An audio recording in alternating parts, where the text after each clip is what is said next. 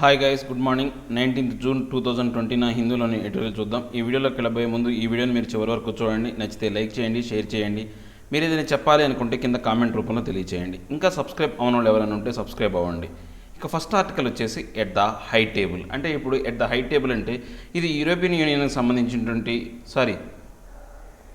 ఇక first article వచ్చేసి at the high table. At the high table అంటే UN nations ఏవైతే ఉన్నాయో ఆ యుఎన్ నేషన్స్ దేశాలలో మన భారతదేశం నాన్ పర్మనెంట్ మెంబర్గా సభ్యత్వం కోసం పోటీ చేసింది. దాంట్లో మన భారతదేశానికి నాన్ పర్మనెంట్ మెంబర్గా స్థానం దక్కిందనమాట. సో ఇది హై టేబుల్. మరి ఈ ప్రపంచంలో ఈ యొక్క యుఎన్ సెక్యూరిటీ కౌన్సిల్ సంబంధించినటువంటి ఇది చాలా హై టేబుల్ అన్నమాట. దానికి సంబంధించిన ఆర్టికల్ అండి. India must adopt value based positions at the UNSC and be the voice of the weaker nations. అంటే ఇప్పుడు ఈ యొక్క ఇండియా అనేది ఎలాంటి విధానాన్ని అవలంబించాలి అంటే వాల్యూ బేస్డ్ పొజిషన్ అనమాట. అంటే విలువల ఆధారితమైనటువంటి ఈ యొక్క పొజిషన్లో ఉంటూ ఈ యొక్క యుఎన్ఎస్సిలో అంటే విలువల ఆధారిత పొజిషన్లో ఈ యొక్క యుఎన్ఎస్సిలో అంటే యునైటెడ్ నేషన్ సెక్యూరిటీ కౌన్సిల్లో ఉంటూ తన యొక్క వాయిస్ని వినిపించాలి. ఎవరికి సంబంధించి అంటే బలహీనమైనటువంటి దేశాలు ఏవైతే ఉన్నాయో వాటి తరపున మన భారతదేశం అనేది గొంతును గళమెత్తాలని చెప్పేసే ఆర్టికల్ అనమాట. ఈ ఆర్టికల్లోకి వెళ్ళబోయే ముందు దీంట్లో ఉన్న డిఫికల్టీ వర్డ్స్ని ఒకసారి చూద్దామండి. ఈ యొక్క డిఫికల్టీ వర్డ్స్ అన్ని నేను కింద డిస్క్రిప్షన్లో పీడిఎఫ్ లింక్ అనేది ఇస్తున్నాను.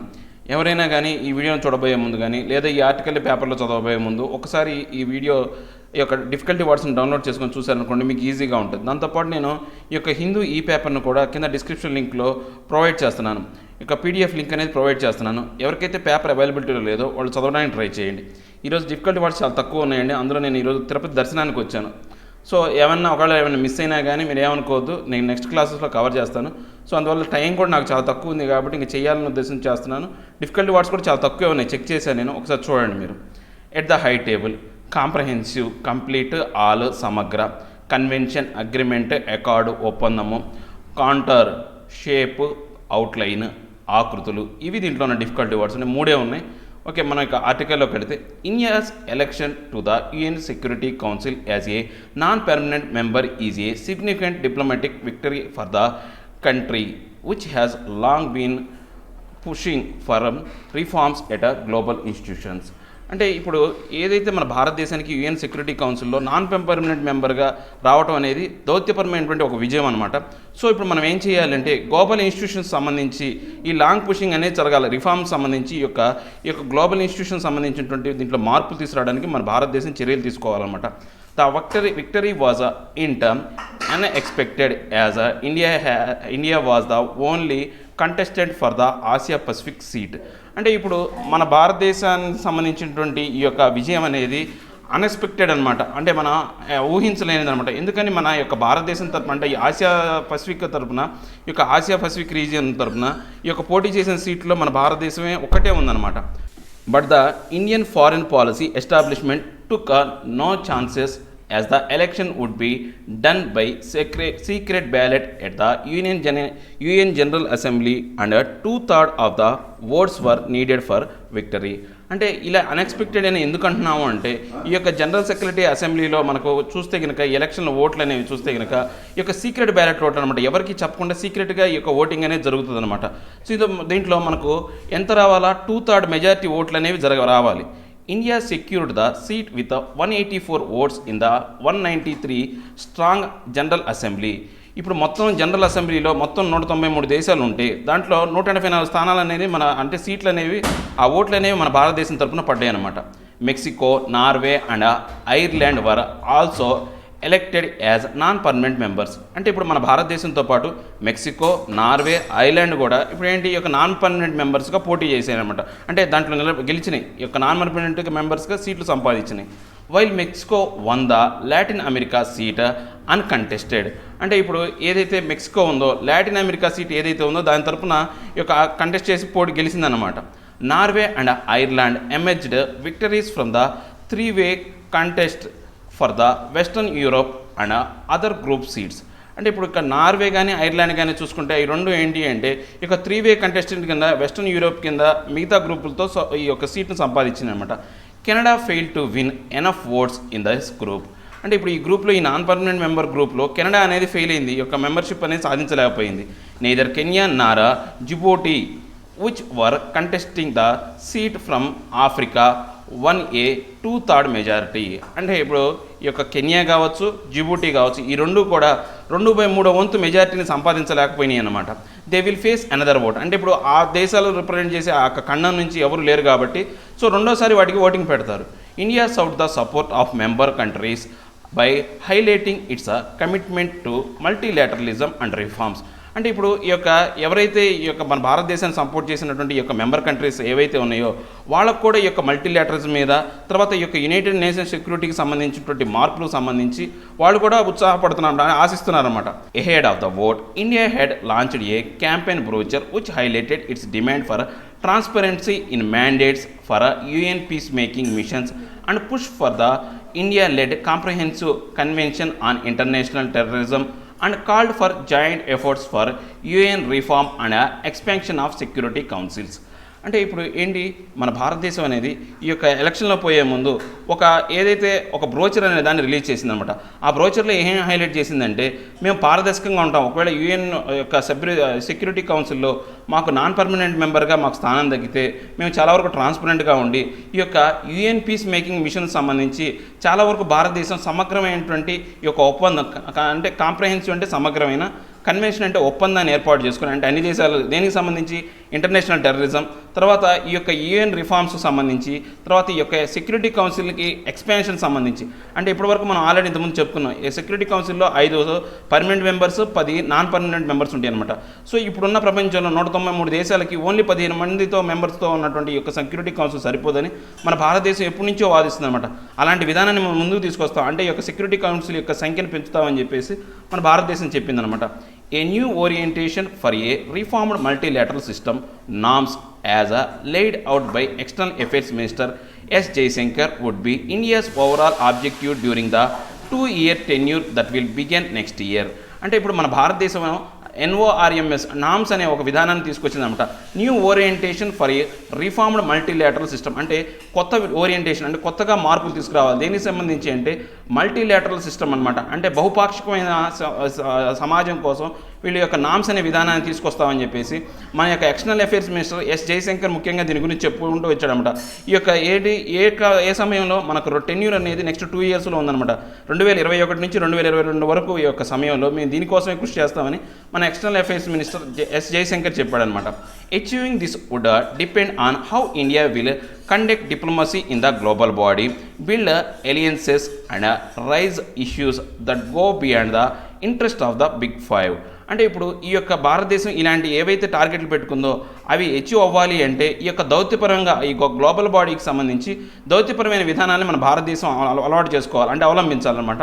సో దాంతోపాటు ఈ యొక్క అలయన్సెస్ ఏవైతే యొక్క మిత్ర దేశాలతో ఉన్నాయో ఆ మిత్ర దేశాల్లో ఉన్నటువంటి ఈ యొక్క 5 బిగ్ వాటిని ఏవైతే ఈ యొక్క 5 బిగ్ కంట్రీస్ అని చెప్పాం కదా మనం, పర్మనెంట్ కంట్రీస్, అవి కూడా మన భారతదేశం యొక్క మిత్ర దేశాలు అయినప్పటికీ కూడా వాళ్ళ యొక్క ఇష్టాలకు అతీతంగా మన భారతదేశం వ్యవహరించాలన్నమాట. India has long been of the view that the structure of the UN Security Council does not reflect the realities of the 21st century. అంటే ఇప్పుడు ఈ యొక్క యుఎన్ కౌన్సిల్ ఏదైతే ఉందో ఇప్పుడు నిజానికి చెప్పాలి అంటే ఈ యొక్క 21వ శతాబ్దానికి సంబంధించి వీళ్ళు ఏవైతే ఇంట్రెస్ట్ ఉంటాయో నిజాలు ఏవైతే ఉన్నాయో వాటికి సరిపోయేంత విధంగా ఈ యొక్క యుఎన్ సెక్యూరిటీ కౌన్సిల్ అనేది లేదు. అంటే ఇది ఒక చాలా పాతదైన ఓల్డ్ సిస్టమ్ అనమాట, ఓల్డ్ విధానం అనమాట. సో దీన్ని నవీకరించాలని చెప్పి చెప్తున్నారు.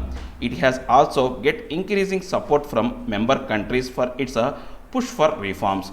అంటే ఇప్పుడు ఏం చేయాలి, ఇంకా ఇలా కొత్తగా మారాలి అంటే ఈ యొక్క మెంబర్ కంట్రీస్ యొక్క సంఖ్య కూడా పెరగాలి, దాంతోపాటు దీంట్లో మార్పులు కూడా తీసుకురావాలి. But the 5 permanent members of the security council have resisted these attempts. కానీ ఇప్పుడు అక్కడ 5 పర్మనెంట్ మెంబర్స్ ఎవరైతే ఉన్నారో ఈ యొక్క విధానాన్ని, అంటే ఈ యొక్క సంఖ్య పెంచడం కానీ దీంట్లో మార్పులు తీసుకురావడానికి మాత్రం వాళ్ళు వ్యతిరేకిస్తున్నారన్నమాట. ఎందుకని వాళ్ళ యొక్క ప్రాబల్యం కోల్పోతారు. ఒకవేళ ఈ యొక్క సెక్యూరిటీ కౌన్సిల్ ఎక్కువ మెంబర్లు వచ్చారనుకోండి వాళ్ళ ఆధిపత్యం అనేది పోతుందని చెప్పేసి ఆ 5 మెంబర్ కంట్రీస్, ఆల్రెడీ మనకు తెలుసు కదా 5 member countries, the COVID-19 pandemic has already shaken up the global order and sharpened the rivalry between US and China.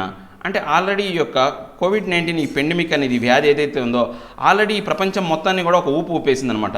దీనికి వలన ఏమైంది అంటే ఈ యొక్క యుఎస్కి చైనాకి మధ్య బద్ధ శత్రుత్వం అనేది ఏర్పడింది అనమాట. It has also open up fresh debate on strengthening multilateralism and multi institutions. Multilateral institutions. అంటే దీని ద్వారా ఈ విధానం ద్వారా ఈ కోవిడ్-19 కారణంగా ఏమైందంటే ఈ యొక్క మల్టీలాటరలిజం అంటే బహుపాక్షికమైనటువంటి దేశాల యొక్క సహకారం అంటే బహుపాక్షికత్వం ఒకటి, మల్టీలాటరల్ ఇన్స్టిట్యూషన్స్ అనమాట. అంటే ఒకే ఇన్స్టిట్యూట్ అనేది ప్రపంచం మొత్తాన్ని కంట్రోల్ చేయలేదు. సో దానికోసం మల్టీలాటరల్గా అంటే బహుపాక్షమైనటువంటి సంస్థలు అనేవి ఉండాలి ఈ యొక్క ప్రపంచాన్ని శాంతియుతంగా ఉంచడం కోసం. సో ఆ అంశాలు అనేవి పెరిగిపోయినాయి అనమాట ఈ కోవిడ్-19 వల్ల. In this context the challenges before India are many. So ఈ యొక్క అంశం ప్రకారం చూసుకుంటే మన భారతదేశం ముందు చాలా సవాళ్ళు ఉన్నాయన్నమాట. The security council is one of the most important multilateral decision making bodies where the contours of global geopoliticals are often drawn. అంటే ఇప్పుడు ఈ సెక్యూరిటీ కౌన్సిల్లో ఈ యొక్క మల్టీలాటరల్ డిస్కషన్ అనేది చాలా ముఖ్యమైనదనమాట. సో దీంతో పాటు ఏంటి దీనికి ఈ యొక్క ఆకృతులు అంటే ఈ యొక్క కౌంట్రీస్ అంటే ఏంటంటే షేప్ అనమాట, ఆకృతులు ఏంటి గ్లోబల్గా ఈ యొక్క జియోపాలిటికల్ ప్రకారం దీని యొక్క ఆకృతిని కూడా మార్చేయాలన్నమాట. India should avoid the temptation of taking sides at a time when the security council is getting more and more polarised. అంటే ఇప్పుడు మన భారతదేశం కూడా కొంత టెంప్టేషన్ అంటే ఆ యొక్క విధానం ఏదైతే ఈ సెక్యూరిటీ కౌన్సిల్లో ఒకవైపు అంటే వెళ్ళే విధానాన్ని అంటే ఈ యొక్క పోలరైజ్డ్ అంటే రకరకాలుగా ఉన్నప్పుడు ఏదైనా సరే మీటింగ్లు జరిగినప్పుడు ఒక దేశాన్ని సపోర్ట్ చేయడం లేకపోతే ఆ సెక్యూరిటీ కౌన్సిల్లో ఉన్న 5 మెంబర్ స్టేట్ని వాళ్ళని సపోర్ట్ చేయడం అనే అంశానికి కొంచెం దూరంగా ఉండాలన్నమాట. To serve it's interest and push for it's agenda of multilateralism and reforms, India should adopt value-based positions that are not transactional, aspire for the leaders of the non-permanent members of the council and be the voice of the weaker nations. అంటే ఇప్పుడు మనకు ఈ యొక్క భారతదేశం అనేది దాని యొక్క interest ఎలా ఉండాలంటే మల్టీలాటరలిజం మీద అంటే బహుపాక్షికంగా అంటే అన్ని దేశాలకు సమానమైన ప్రాధాన్యత ఇస్తూ అందరికీ మంచి చేకూర్చే విధంగా దాన్నే మల్టీలాటరలిజం అంటారు అనమాట. దాంతోపాటు దాంట్లో రిఫార్మ్స్ తీసుకురావాలా, ఇంకా ఏం చేయాలా వాల్యూ బేస్డ్ పొజిషన్ అనమాట. అంటే విలువలతో విలువల ఆధారితమైనటువంటి ఒక స్థానాన్ని ఏర్పాటు చేయాలి అక్కడ యుఎన్ సెక్యూరిటీ కౌన్సిల్లో. దాంతోపాటు ఇంకా ఏం చేయాలా ఎవరైతే ఈ యొక్క నాన్ పెర్మనెంట్ మెంబర్సే కాకుండా ఆ సెక్యూరిటీ కౌన్సిల్లో ఉన్నటువంటి అంటే మీ ప్రపంచంలోని వీకర్ నేషన్స్ ఎవరైతే ఉన్నారో అంటే బలహీనమైన దేశాలు ఏవైతే ఉన్నాయో వాళ్ళ తరపున మన భారతదేశం గలవెత్తే విధంగా ఉండాలని చెప్తున్నారు. ఇదండి అంటే ఏం లేదు, ఇప్పుడు ఇండియాకి ఈ యొక్క యుఎన్ సెక్యూరిటీ కౌన్సిల్లో 2 years పర్మనెంట్ మెంబర్గా నాన్ పర్మనెంట్ మెంబర్గా సీట్ అనేది వచ్చింది, ఆ స్థానం సంపాదించుకుంది. అలా స్థానం సంపాదించుకున్న దేశం మన భారతదేశం 8వసారి అనమాట ఇలా స్థానం సంపాదించుకోవడం. సో ఇప్పుడు మన భారతదేశం ఏంటంటే తన యొక్క లాభాలను కాకుండా ప్రపంచంలోని బలహీనమైనటువంటి దేశాలు ఏవైతే ఉన్నాయో వాటి యొక్క గళాన్ని విప్పే విధంగా మన భారతదేశం అనేది వాల్యూ బేస్డ్ పొజిషన్లో ఉండాలని చెప్తున్నారన్నమాట. అదే యొక్క ఆర్టికల్ యొక్క టోటల్ ఎసెన్స్. నెక్స్ట్ మనం ఫ్లీసింగ్ ఫ్యూయల్ యూజర్స్. అంటే ఫ్లీసింగ్ ఫ్యూయల్స్ అంటే ఫ్లీసింగ్ అంటే మీనింగ్ ఏంటంటే మోసగించడం అనమాట, చీట్ చేయడం అంటారు. ఫ్యూయల్ యూజర్స్ ఎవరైతే మన యొక్క ఫ్యూయల్ యూజర్స్ ఉన్నారంటే మన క్రూడ్ ఆయిల్ పెట్రోల్ డీజిల్ వాడే యూజర్స్ ఎవరైతే ఉన్నారో వాళ్ళని మోసం చేస్తున్నారు. ఎవరు మోసం చేస్తున్నారంటే ప్రభుత్వం కావచ్చు లేకపోతే ఈ యొక్క ఆయిల్ కంపెనీలు ఏవైతే ఉన్నాయో ఈ యొక్క ఆయిల్ మార్కెట్ ఏదైతే ఉందో వాళ్ళు చాలా వరకు మోసం చేస్తున్నారని చెప్తున్నాను అనమాట. Revenues from fuel come at the expense of people relaying entirely on private transports. అంటే ఇప్పుడు ఈ యొక్క రెవెన్యూ అనేది అంటే మన భారతదేశానికి ఆదాయం అనేది చాలా వరకు బాగా ఎక్కువగా వస్తుందన్నమాట. ఆదాయం ఎందుకు వస్తుందంటే ఈ యొక్క కోవిడ్-19 కారణంగా పబ్లిక్ ట్రాన్స్పోర్టేషన్ అనేది పూర్తిగా దెబ్బతిన్నది. సో ఏమైందంటే ప్రతి ఒక్కరు వాళ్ళ యొక్క ప్రైవేట్ ట్రాన్స్పోర్ట్ మీద ఆధారపడుతున్నారు. దానివల్ల ఈ యొక్క ఫ్యూయల్ యొక్క వాడకం ఎక్కువైంది. ఇంతకుముందు పబ్లిక్ ట్రాన్స్పోర్ట్ ఉండడం వల్ల ఒకే బస్సులో ఎక్కువ మంది ట్రావెల్ చేసేవాళ్ళు లేకపోతే ట్రైన్లో ఎక్కువ మంది ట్రావెల్ చేసేవాళ్ళు. సో ఇప్పుడు ఏమైంది ఈ యొక్క పబ్లిక్ ట్రాన్స్పోర్టేషన్ లేకపోవడం వల్ల ప్రతి ఒక్కళ్ళు తమ యొక్క ప్రైవేట్ వాహనాలు వాడేస్తారు కదా, ప్రతి ఒక్కరి యొక్క ఆయిల్ కన్జంప్షన్ అనేది పెరిగిందనమాట. దీనివల్ల మన భారతదేశానికి ఈ యొక్క ఆదాయం అనేది ముబ్బడిగా వస్తుంది. సో ఈ యొక్క రేట్లను కూడా వీళ్ళు పెంచడం వల్ల ఇంకా ఈ యొక్క ఆదాయం పెరిగిపోతుందని చెప్తున్నారు అనమాట. ఒకసారి ఈ ఆర్టికల్లోకి వెళ్ళబోయే ముందు దీంట్లో ఉన్న డిఫికల్టీ వర్డ్స్ మనం ఒకసారి చూద్దాం. ఫ్లీస్ చీట్, డీఫ్రాడ్ మోసము, ఫ్రైట్ కార్గో లోడు సరుకుతో నింపు, డిస్కంఫర్ట్ ఇబ్బంది, ఇంటర్మిటెంట్ ఇర్రెగ్యులర్, ఫిట్ఫుల్ అడపాదడప, పాండమిక్ వైడ్ స్ప్రెడ్ ప్రివలెంట్ వ్యాధి క్రిమి, ఓనస్ రెస్పాన్సిబుల్ బర్డన్ జవాబుదారీ బాధ్యత, హౌలేజ్ ట్రాన్స్పోర్ట్ రవాణా, డ్యాంపెనింగ్ డిక్రీజ్ డిమినిష్ తగ్గుదల, ఇంపరేటివ్ వైటల్ క్రూషియల్ అనివార్యం. ఇవి దీంట్లో ఉన్న డిఫికల్టీ వర్డ్స్ అండి. ఇక మనం ఆర్టికల్లోకి వెళ్తే in just 12 straight days India state owned oil marketing companies have raised the retail prices of petrol and diesel by 6.55 and 7.04 a liter respectively. అంటే ఇప్పుడు మనకు 12 రోజులు వరుసగా 12 రోజుల తర్వాత చూసుకుంటే, అంటే ఇప్పుడు లాక్డౌన్ పూర్తిగా ఎత్తయ్యబట్టి 12 రోజులు అయిందనమాట. ఈ యొక్క ఆయిల్ ప్రైసెస్ ఏవైతే ఉన్నాయో, పెట్రోల్ డీజిల్ ప్రైసెస్, ఈ యొక్క డీజిల్ ప్రైసెస్ అయితేనేమో 7.04% రూపీస్ పెరిగింది.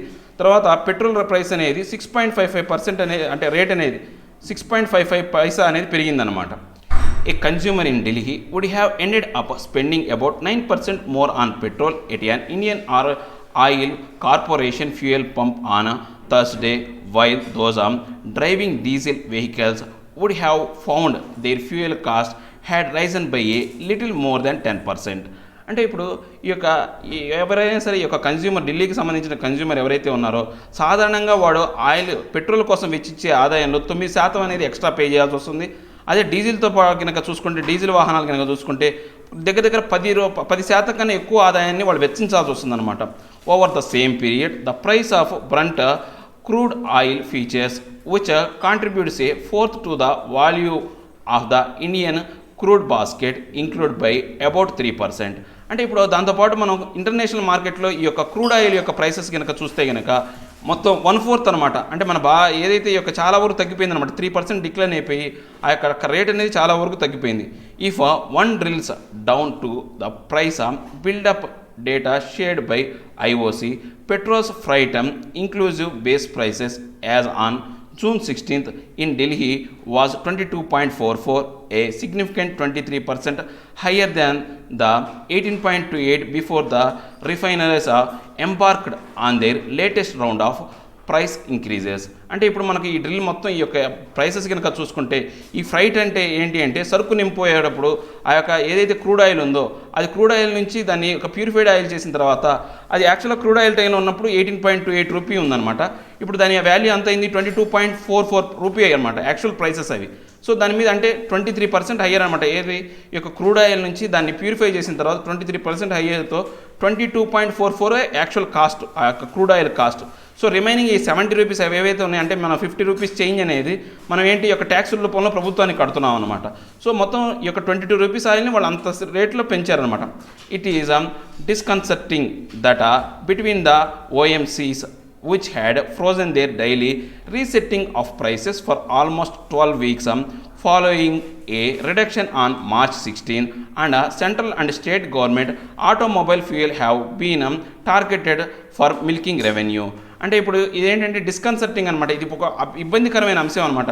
ఎందుకని ఈ యొక్క ఆయిల్ మార్కెట్ ఏవైతే ఉందో, OMCs ఏవైతే ఉన్నాయో, ఈ యొక్క సంబంధించి మనకు 12 వారాల పాటు వీళ్ళు ఎటువంటి యొక్క పెరుగుదల కానీ తగ్గుదల కానీ లేదు. ఎందుకంటే డిమాండ్ అనేది పూర్తిగా తగ్గిపోయింది. మార్చి 16వ తారీఖు నుంచి చూస్తే కనుక ఈ క్రూడ్ ఆయిల్ యొక్క యూసేజ్ అనేది తగ్గిపోవడం వల్ల పూర్తిగా రెవెన్యూ అనేది పడిపోయిందనమాట. సో ఇప్పుడు ఈ క్రూడ్ ఆయిల్ కంపెనీస్ కావచ్చు, సెంట్రల్ స్టేట్ గవర్నమెంట్లు ఏంటంటే ఒక్కసారిగా వాళ్ళ ఆదాయాన్ని మిల్కింగ్ రెవెన్యూ, అంటే ఒక్కసారిగా వాళ్ళ ఆదాయాన్ని పెంచుకోవాలని చూస్తున్నారు అనమాట. The build-up data shows that excise duty levied by the center and VAT collected by the Delhi government together constituted 2/3 the 76.73 pump price of petrol as on June 16.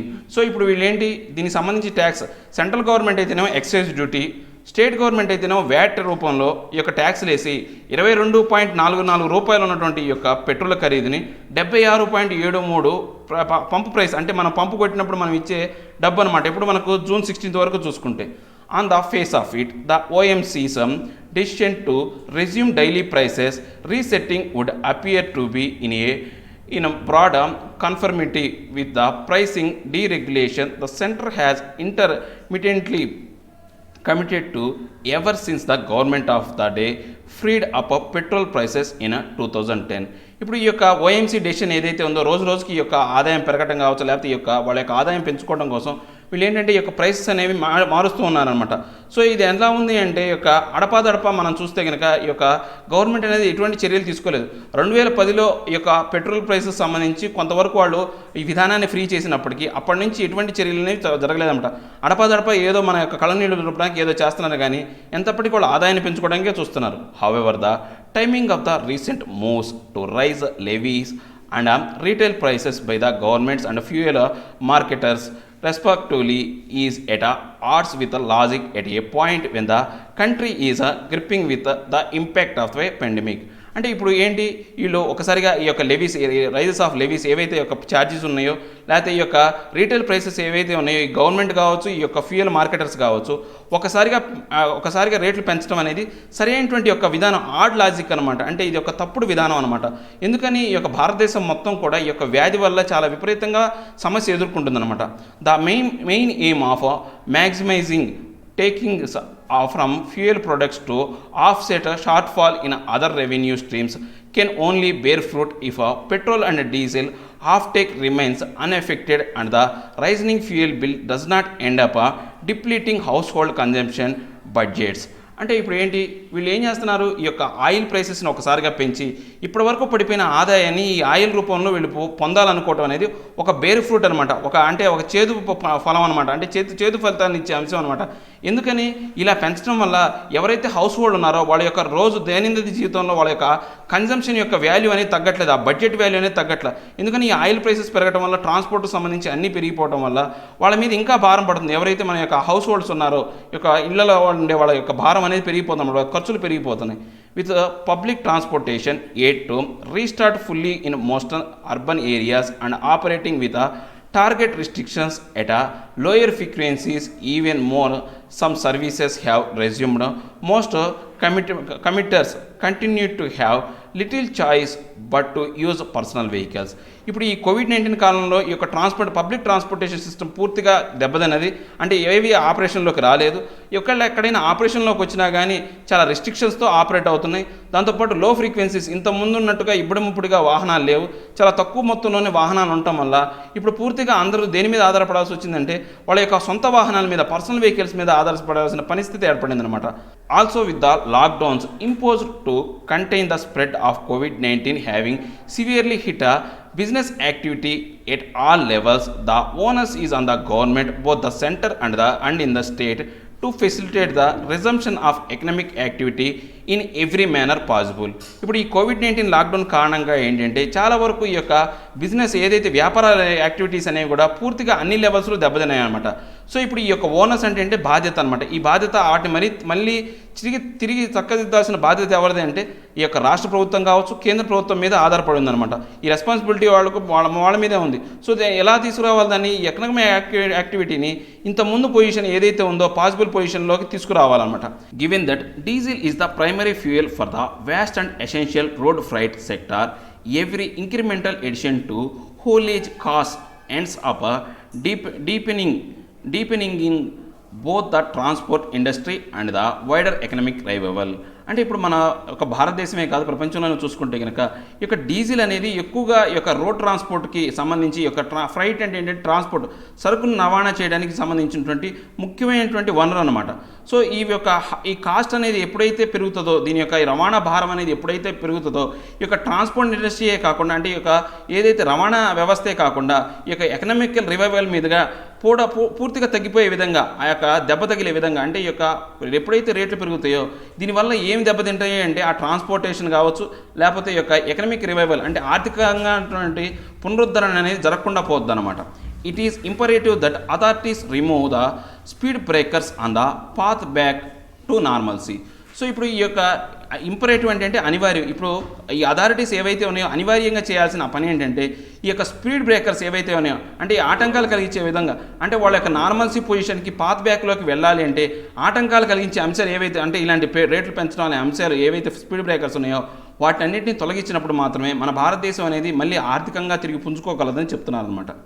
ఇవండి ఈరోజు హిందూలో ఉన్న 2 ఆర్టికల్ ఎక్స్ప్లెనేషన్. నా ఎక్స్ప్లెనేషన్ మీకు నచ్చినట్లయితే like చేయండి, share చేయండి. మీరు ఏదైనా చెప్పాలనుకుంటే కింద కామెంట్ రూపంలో తెలియజేయండి. ఇంకా సబ్స్క్రైబ్ అవ్వని ఎవరైనా ఉంటే సబ్స్క్రైబ్ అవ్వండి. Thank you very much.